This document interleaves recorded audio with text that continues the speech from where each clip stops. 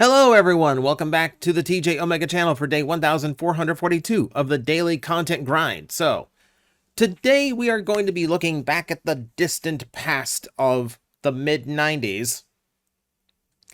And we are going to be taking a look at some weird stories of BotCon exclusives. So, just to give you an example, not to really start off with it, but just to give you an example, what you're seeing right now is the custom class Strika or Blast Charge Strika drone.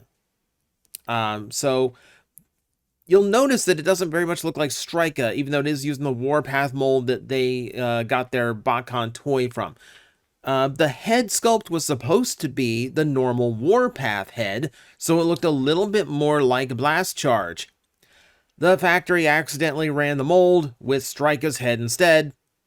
Thus, we had a little bit of a last-minute retcon going on. That's a more modern example, though. We're not interested in that. I wanted to go all the way back to the very beginning because the early BotCons were fan-run with Hasbro's consent more than any official licensing, meaning it's a lot more ramshackle putting everything together and organizing something that could actually have a somewhat official product for sale. So we're taking a look at those exclusives and the weirdness it took to get those released. And that does obviously start with the original BotCon exclusive in 1994. Breakdown Who. So, we all know that G2 was supposed to go on another year. If it had, we would have gotten Protectobots, we would have gotten these Stunticons, would have gotten the other Dinobots, would have gotten more repaints of the G1s and even wilder colors. We knew that was on the way. We know all of that got scrapped. But the one survivor, for whatever reason, now to this day, I'm not sure we even know why this particular one was chosen out of any of the Stunticons that they could have done. Don't know why it was this one specifically. Doesn't matter. Doesn't matter. The point is, only about 300 of these bad boys exist. Roughly 200 were sold at the convention, which the attendance of said convention was only about 180 people.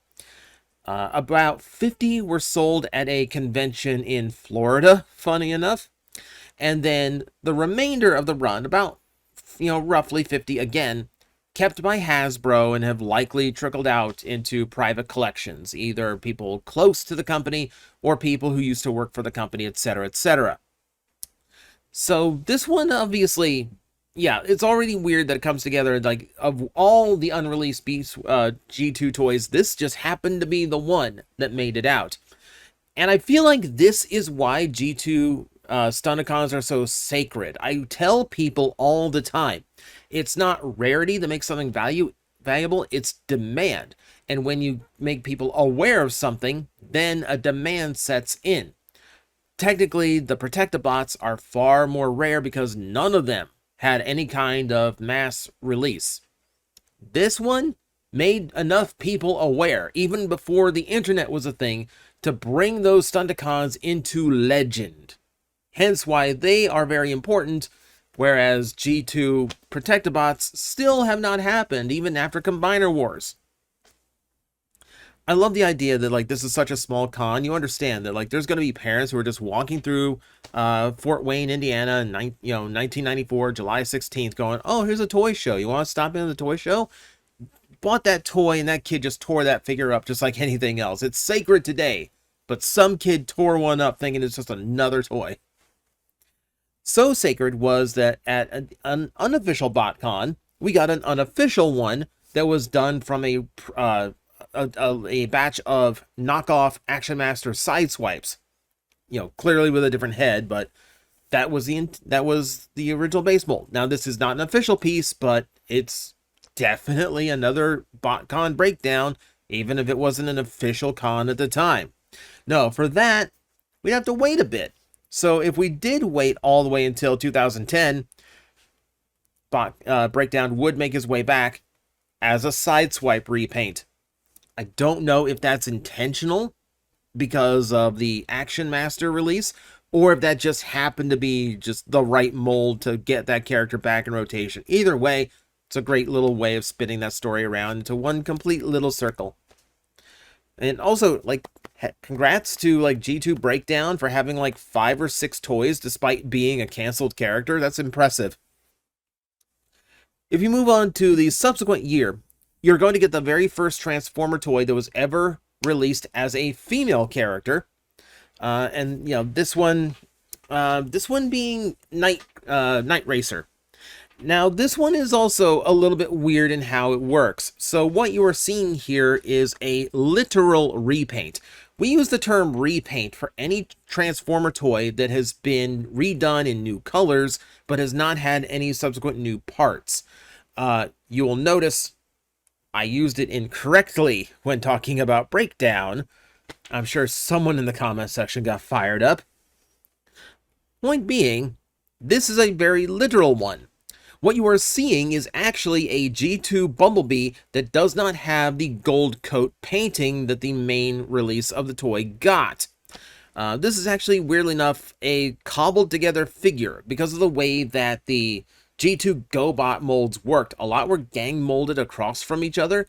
So, you know, those bright yellow legs, for instance, were originally part of somebody else's mold whose robot mode, whose vehicle bulk was yellow. I believe that was Soundwave. Because this one is, like, weirdly cobbled together from little bits from, like, the Optimus, Megatron, and Soundwave runs from Japan. So yeah, it's a very literal repaint. The striping on it is hand-painted. And the Decepticon symbol is very cheaply printed out on sticker paper with all the quality of a printer from 1995. Hand cut and hand applied onto this. So this is the only BotCon toy you're going to get with, like, hand painted details, which is a little bit weird. Also, the creator kind of hates how this toy worked because of the nature of how this exclusive worked. They wanted blue to be the secondary color. The yellow was the only one they could do because of the way the gang molding worked. Oh, and she hated it. By she, I mean the organizer of that year's convention, Raksha, who was a big deal, like a prominent figure in the fandom, you know, in the mid-90s. You know, that's when we were back to, like, the news groups and, like, the extremely early days of the internet. She was interesting. I'm not going to get into details here. I'll let you go read her TF Wiki article for a quote. Suffice to say, she had a very interesting look at the fiction of Transformers. Anything outside of G1, she absolutely despised with a passion. She looked at Beast Wars and said, the characters have no depth. The characters are soulless, etc., etc. She hated Beast Wars, and she loudly, proudly proclaimed, you know, when that show went off the air, no one cared anymore. No one talked about it anymore. It was a flash in the pan. It left no footmark on it whatsoever. And rightfully so, because it was a horrible, terrible show. I'm paraphrasing, but I'm also not very far off. She described G1 characters as multifaceted. I'm a big Transformer fan, have been my whole life. I'm just gonna point this out there. No, they're not. No, they're not. Starscream is a traitor. That's all he is. Red Alert is just paranoid. That's all he is. They are not multifaceted, super detailed Shakespearean characters. This is also a woman who believed that the Decepticons were the good guys being oppressed by the Autobots. Sure. I will give it credit. Her and Night Racer finally got their due. That toy was eventually redone, and it didn't have any of the yellow. So there you go. That one comes full circle too. Weirdness already. That's minor things. Let's get to the super weird stuff, right? So let's talk Onyx Primal. So this is where this is inspired from, because if you watched my toy hunting video that I did recently, I found an Onyx Primal for way cheaper than it should have been.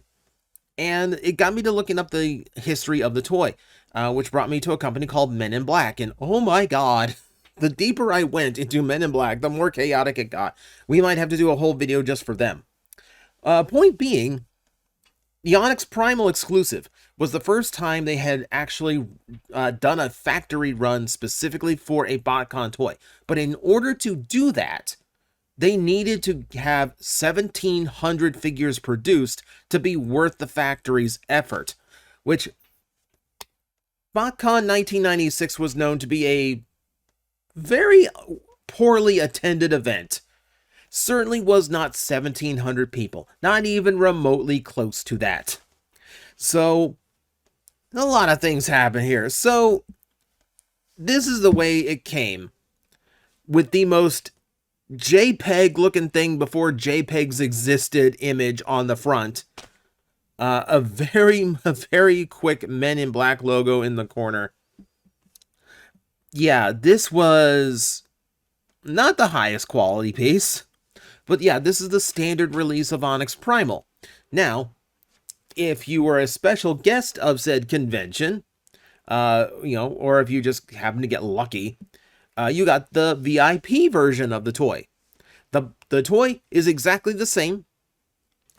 Is just presented in a brand new box, which you could see was supposed to have your name on it, which did not seem to happen. Oh, by the way, Predacon spelled incorrectly. But that's not it. That's not it.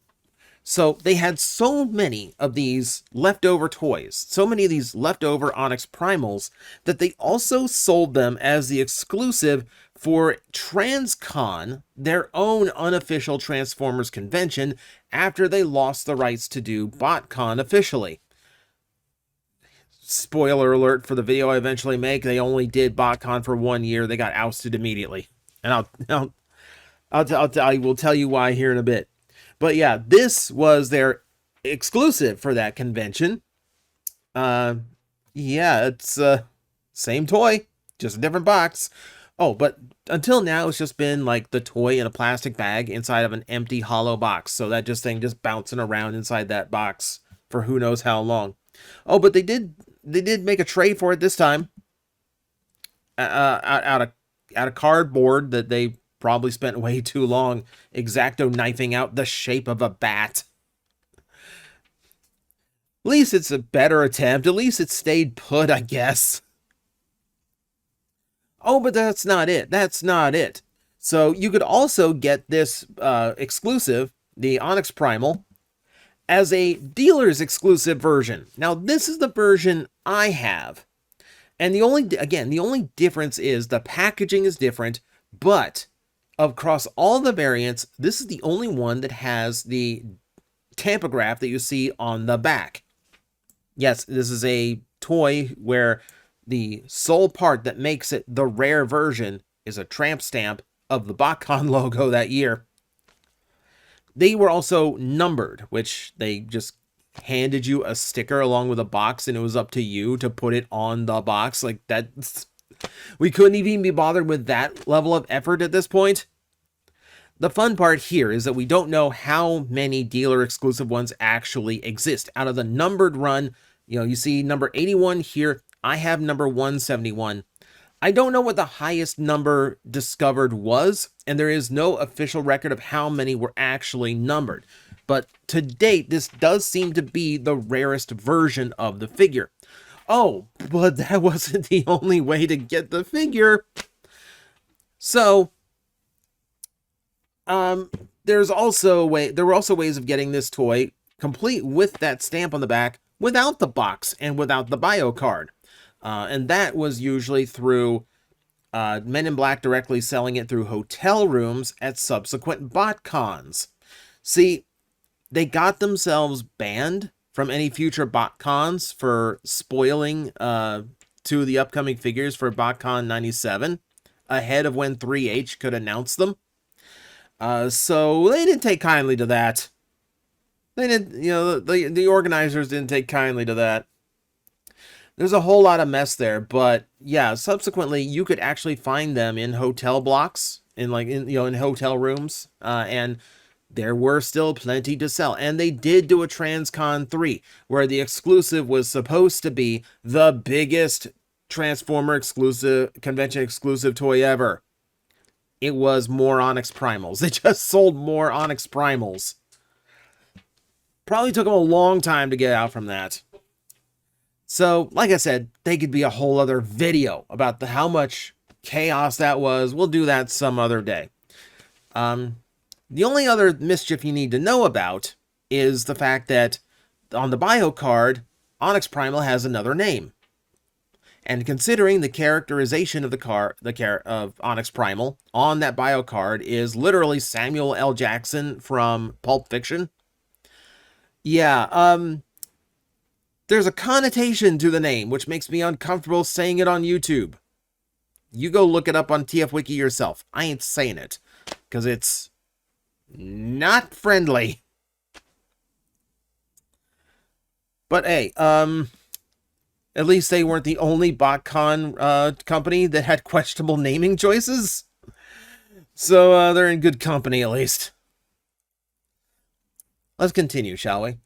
So, the said 2-pack from 3H, the first one that was going to be released, is this one. It's Fractal and Pack Rat, the repaints of Pterosaur and Rat Trap. And this was, a well-received set. Everyone seemed to like this one. So, the only weirdness you're going to get here, and why we need to talk about it, aside from the fact that, a bitter previous BotCon organization spoiled what it was going to be, this set is limited to 600. But that said, while the numbers for Pack Rat's production are 600, the numbers for Fractal is only 570. Which is just a little bit weird. It's just a little bit weird. So adding to that is that apparently those extra Pack Rats were eventually sold on 3H's website in a box that was exactly like the one you see on screen now, except missing the Fractal. So you were buying the 2-pack box with just one slot was empty. Why Fractal had a different production run, we don't know. This is one of those things that we will never know. But, jeez, it gets weird. Oh, let me get weirder. Let's get weirder. So, who remembers this guy? This is Sentinel Maximus. Speaking of weird naming things, this was actually supposed to be Vector Prime, and the shipping boxes even called him Vector Prime. But at the time, Hasbro said, no, we don't want to delude the name Prime. Which is something they carried all the way through the 2000s to their credit. It's why why all the convoys in Galaxy Force just became guys with names. So, this one became Sentinel Maximus. The problem with this one, it was the last BotCon 3H ran, and the toy ran late. So it wasn't actually available at the convention. Instead, they had to organize a mailing list to get everyone's toy out to them once they were produced. 3H went under before this toy could be produced.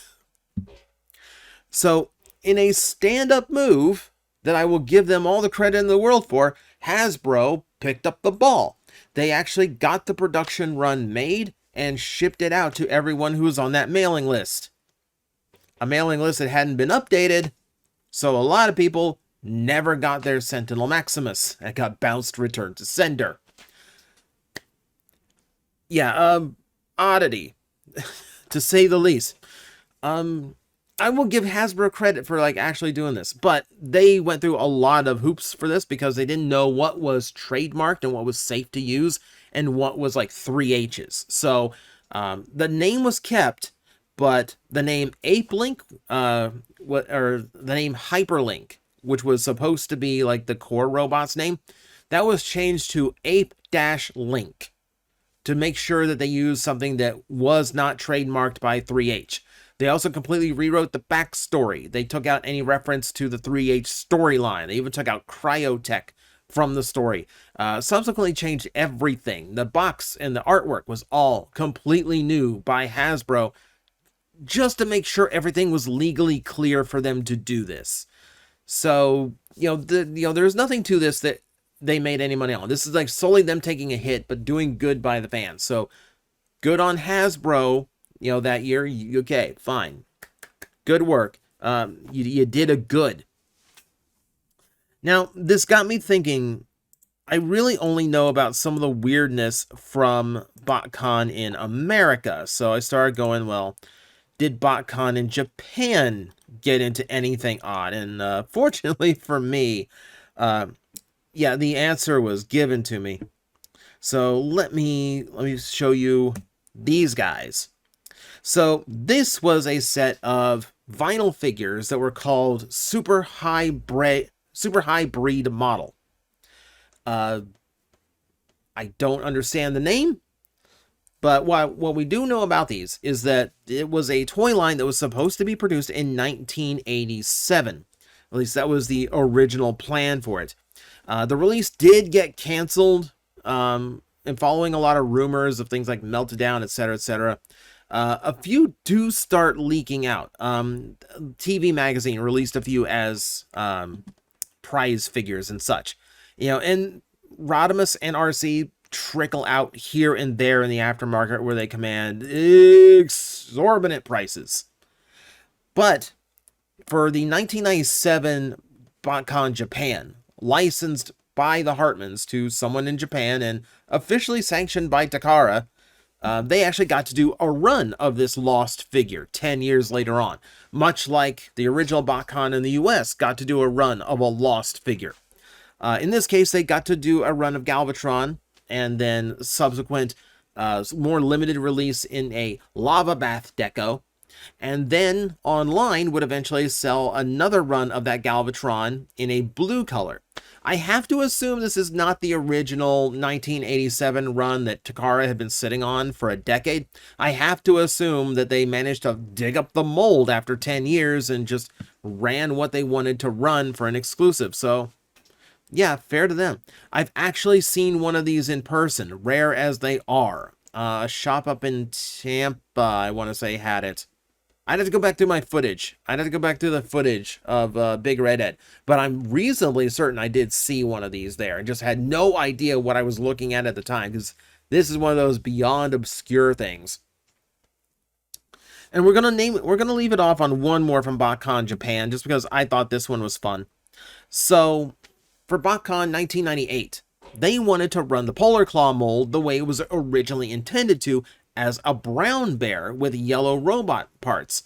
This was the original Grizzly 1 release that was one of the original Megas solicited in the US alongside Scorponok, back when he also had a more brown deco to him. The idea was to release him in his original intended format, which is not the worst idea. Like, we know a lot of Beast Wars toys were changed from their original concept. Ironically, most of them to avoid being brown or orange when Hasbro felt that there were too much brown and orange. So, I don't know, we kind of worked ourselves into a circle where now barely anyone is brown or orange. But it is what it is. Point being, I like this idea, and it's one that Hasbro wouldn't hit on until they had to do repaints of Kingdom toys. Where it gets funny, though, is there was going to be a English bio to go along with this, because it's trying to replicate the original English release in a weird way. And there was a pun in there of Barbarian, B-E-A-R, in the middle of the name Barbarian. And it was supposed to just be a naming pun. Well, when BotCon got the boxes in from the factory, the name on the box itself was Barbarian, even though the bio card with the figure still said Grizzly 1, making it one of the first toys to accidentally have two names for whatever weird reasons. I love the idea. It's a great idea to actually get the old school, like the original intended deco out there, but it's weird how the name came about. It's an amusing little trivia note to end you off on. Like I said, BotCon toys usually have crazy stories. There's always something about them that's a little bit odd. But in the early years, when they were still kind of figuring it out and all this was kind of slapdash thrown together, you get some of the most interesting ones, Like I said, the weirdness of Onyx Primal alone, and Men in Black being like one of the craziest companies I've ever researched. That's a whole story in and of itself for a later date. For now, I let you chew on this little bit of history for the day. So, as always, thank you very much for watching. I will see you next time. Hello everyone, I am Astral Agent Magnetar, a Tokusatsu VTuber, and I am streaming 4 times a week over on Twitch, Monday, Tuesday, and Wednesday afternoons, and a special late night one on late Friday/early Saturday. So come watch, come hang out, and let's make an impact together.